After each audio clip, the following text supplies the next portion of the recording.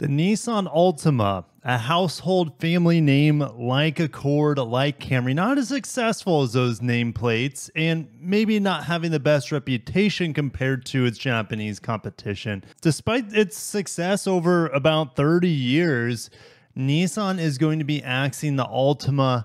Not only that, but also the more affordable Versa. So we'll go down memory lane, going through Wikipedia and whatnot with those models. And then I got a couple Toyota announcements at the end as well that I haven't been able to get to. So guys, pour one out for our homie, Big Ultima Energy. Smash a like button if you want the Ultima to stick around, and let's get into it. Nissan retreating on sedans. Sentra is sticking around now. Sentra is known as the Sylphy over in China and other parts of the world.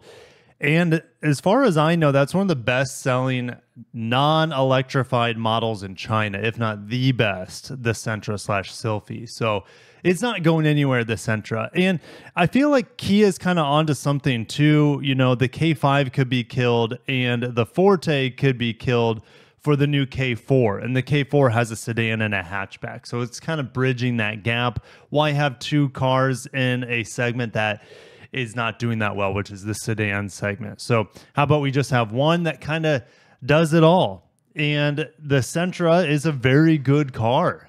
You guys might be laughing at me. I mean, the Altima is a good car too, especially if you get a great lease deal on them. Versa's ending production after 2025. Altima will end in 2026. Guys, this is crazy. What was it? 2 years ago that the Maxima ended production, and just a few years after that, the Versa and the Altima. This is crazy. Now, I don't know if as many people are going to be as saddened by this as they were with the Maxima getting the discontinuation, but it is still sad anytime we have more sedans just disappearing from the market after 2 to 3 decades of success and memories for a lot of us, sometimes good, sometimes bad, right, with Altimas. But overall, the Altima is a good car on the market, and it's too bad that it's no longer going to be with us for much longer. So it looks like Nissan wants to debut a BEV sedan by early next decade. It keeps getting pushed back. So this EV that they're supposed to also build in Canton, Mississippi alongside of an Infinity model, supposed to be going online in 2026, 2027. That's been indefinitely put on hold. This is the first time I've heard that it's going to be pushed back to early next decade. So we won't have a sedan the size of a Maxima or Altima from Nissan in theory, and possibly not even Infinity, but that's a whole different conversation if Infinity will even last that long. All right. And we'll talk about hybrid and how Nissan once had a hybrid in their sedan lineup, and it is no longer available. Production of the Maxima ended late last summer, so I guess we got the news it was killed in 2022, and they killed it in 2023. And there's no next generation Versa planned. They build the Altima in Canton, Mississippi. The Versa for our market is in the Aguas Calientes plant in Mexico. Earlier in the article, right, they talked about the Sentra is going to be the only sedan in the lineup until an EV version, or should I say an EV sedan, comes in early 2030s. But down here, they also say Nissan is undecided about investing in a next-gen model. And if the Altima is revived, it'll be likely a hybrid or a plug-in hybrid. That would fix a lot of the worries people have about Nissans right now, is their unreliable CVTs. The Jatco CVT has burned a hole in the pocket of Nissan and also destroyed their reputation. A hybrid or a plug-in hybrid gets rid of that CVT, and their e-power setups are, from what I understand, are pretty darn good, especially in town. They're some of the most efficient hybrids out there. Is the Altima going to get that? I highly doubt it. I think the Altima, they'll kill it, maybe bring it back as an EV. I don't know. I just can't see it getting a hybrid and a plug-in hybrid. The Sentra more than likely would be the one to get a hybrid, but I highly doubt a plug-in hybrid anytime soon. And Versa is America's least expensive new car. I reviewed it. I found it to be awesome for the price. But the problem is, at $17,000, you can get a gently used Civic or a Corolla, for example, and it's a much better car for the money. So that's why also like the Mitsubishi Mirage is disappearing from the market as well, because a 1 to 2 to 3 year old bigger, more luxurious, better car on the used market is just a better buy at that price point. So the Versa really needs to be around $12,000 or something to have a shot against some of the lightly used competition. And for the first 6 months, Nissan's 4 sedan models, I think they're including the Maxima, is accounting for 36% of the brand's U.S. sales. The Versa and the Sentra saw a 62 and 55% boost in deliveries in the first half of 2024. So it's like they made this decision a few years ago to kill these models, yet right now these models are kind of printing money for them because people need more affordable new cars. Sentra sold nearly 90,000 units. It is the second bestseller behind the Rogue, of course, in the Nissan lineup. Interestingly, Sentra also tracks buyers sitting on the sidelines. So vehicle trade-ins for Sentras are typically 7.5 years old compared to 5.6 years for Altimas. Maybe it's because they wreck them. That's a bad joke. Or 4.5 years or 4.8 years for Maximas. But again, Maxima data doesn't matter because Maxima is already canceled. Also, 2/3 of Sentras are purchased without a trade-in and draws first-time buyers more so than the other sedan models. And if they're first-time buyers, maybe they can keep them in the Nissan experience, the Nissan dealerships for their next vehicle. So they see the Sentra as a gateway drug for the Nissan product stack. Ownership experience is more favorable with Sentra owners. 52% of the Sentras traded in and back at a Nissan dealer, and the highest among all the automakers' sedans. So they see it as just a money-making machine. The data supports it, and they're going to keep supporting the Sentra. And like I said, it sells far more volume for the Sylphy over in China. Let's go down memory lane real quick with the Altima. First generation, there's also a Nissan Bluebird, which had this awesome SR20 DET engine. This engine was capable of minimum 200 horsepower, up to around 250 horsepower. And they gave the Bluebird all-wheel drive with that engine with the 5-speed manual. That thing would have been so cool. But of course, we don't get any. I mean, that was like the peak Nissan, right? The early 90s. And we even saw a head-up display in 93 and 94 on this Altima. Second generation looked like the biggest snooze vehicle I think I've ever seen. Third generation, a little bit more sporty. And in the third generation, they started offering it with a V6, which, oh yeah, give me that V6. That's what a lot of people liked about the Altima, as well as the Maxima. The Maxima was standard V6, right? But then they started putting it into, well, look at this SER. Ooh, give me that V6 in there. That had a 6-speed manual on that SER with optional automatic with 260 horsepower. That thing would have been so fun to drive. Fourth generation, well, you still see these on the road, at least where I'm at. I think the cool thing about this is that the engine got upgraded even further, 270 horsepower, 258 pound-feet of torque. And this is when, unfortunately, they went to CVT. You could still get a manual in certain models, but the CVT started killing the reputation for Nissan. They did it to save cost, and it absolutely has backfired on them. 2007 is when this fourth gen came out, and that is also when the reputation for Nissan started going down, right? Do those CVTs. Here's one of my favorite Altimas was the coupe. You get it with the V6. This thing, absolute rocket, 270 horsepower in this.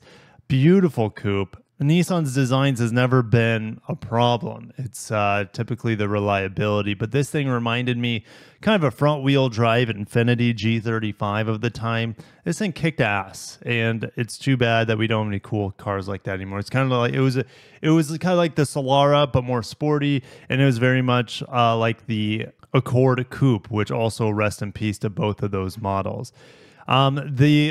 The Altima Coupe lived on for the next generation, but in 2013, they killed the 3.5-liter SR for the coupe. And so the V6 was only in the sedan going forward at that point in time. And here's the hybrid, which would be printing money for them right now if they had it, to just be an option to compete against the Camry, which is fully hybrid now, as well as the Accord hybrid, which is about 50% of the Accord sales. And it's, in my opinion, the only Accord worth buying, the hybrid models. But yeah, they sold it in 2007, killed it in 2011. It was only sold in 10 states that followed CARB.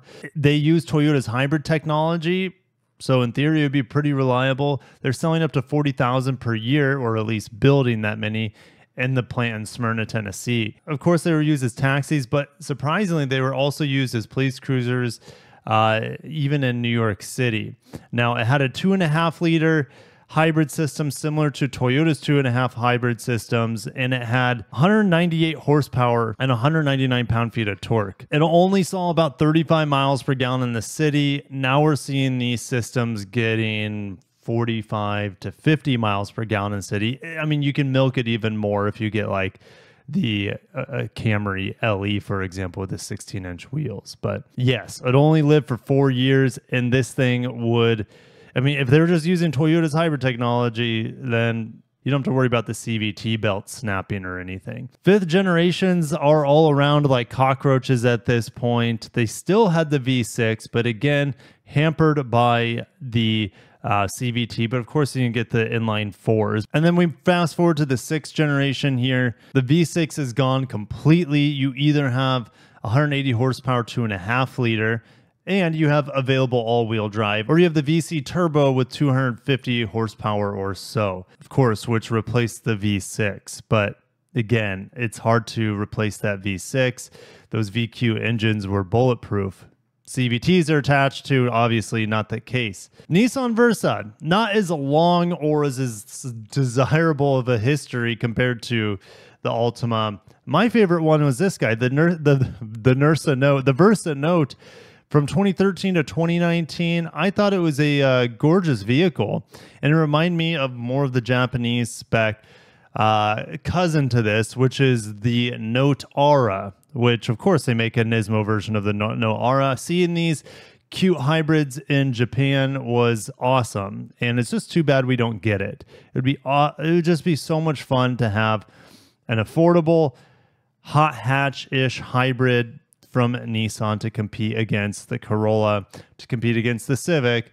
Even though this is maybe a little bit smaller, it still is pretty cool. And I think a lot of you guys would be happy to have this in our market instead of the Versa. Or I know it would be a lot more expensive than the Versa, but yes, it's kind of related to it. But rest in peace, Versa Note. That was the vehicle that had the most heartstrings. I love the idea of a cutely designed Honda Fit competitor. But yes, I mean, now we just have the sedan, and it's fine. You can still get in a 5-speed manual. I would be going that route. That would honestly last forever. The 5-speed manual with the tiny 4-cylinder, you get crazy fuel economy, and you'd be able to get it for about $17,000. So that's the way I'd be going. Avoid the CVT unless you get a crazy lease deal, because I just don't know the longevity of the Nissan Versa's CVT. We're going to switch gears though to Toyota. A couple days ago, I made a video on the 86 getting a Ridge Green special edition for Japan. I'm like, man, that looks just like the Hakone edition that we had a few years back on the 86 that predated the GR86. Well, they brought it back. Here's the GR86 Hakone. It's pretty much identical to the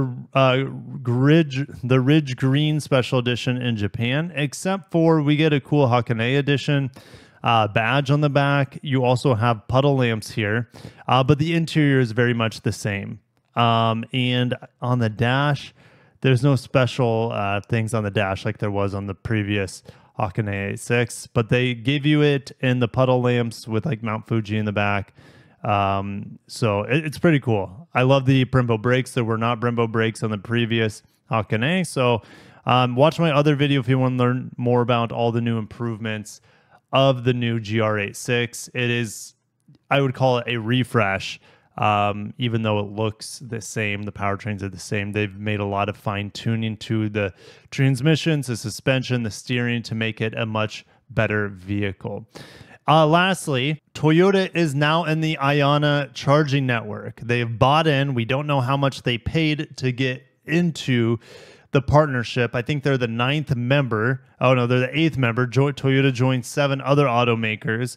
Honda, BMW, Hyundai, Kia, Mercedes, I think, might be in there as well. I guess I could just go over to here. They don't have Toyota on this list. They haven't updated it yet, but it wasn't that long ago that they announced a CEO and a headquarters for IONNA or IONNA. I don't even, it's a made up name, so we'll figure out how to say it over time. But IONNA will install at least 30,000 charge points in North America by 2030. And Toyota Lexus customers will have access to the growing DC fast charging network supporting both NACS and CCS charge ports. Now, and compared to most Tesla charging points or supercharger networks, IONNA wants to focus on the experience, offer more of a gas station-like experience where you're going to have amenities, so restrooms, lounge areas, and convenience. So be able to buy snacks and drinks and all that good stuff, maybe a sandwich. IONNA plans to bring its first batch of DC fast charging stations online this year and will continue to build out of additional stations throughout the decade. Toyota by 2030 wants to have 30 BEV models globally across both of its brands, or should I say the Toyota and Lexus brand. They have the Daihatsu brand, of course, as well. But they want to have 3.5 million EVs, or BEVs specifically, by 2030. They've not adjusted this estimate, even though BEV sales here in the United States are in a kind of a holding pattern for growth. They're growing, but kind of slowly. And Hyundai's in the fire right now for lawsuit accuses Hyundai of faking U.S. cars sales data. So, yeah, they've been marking, to my understanding, their loaner cars as sold vehicles. They're not sold vehicles. They should be up for sale as loaner vehicles. So it's just them doing some sketchy things. So I'm not going to get too much into it. If you guys want to hear more about it, maybe I'll make a full-on video. But anyways, that's me getting off topic here.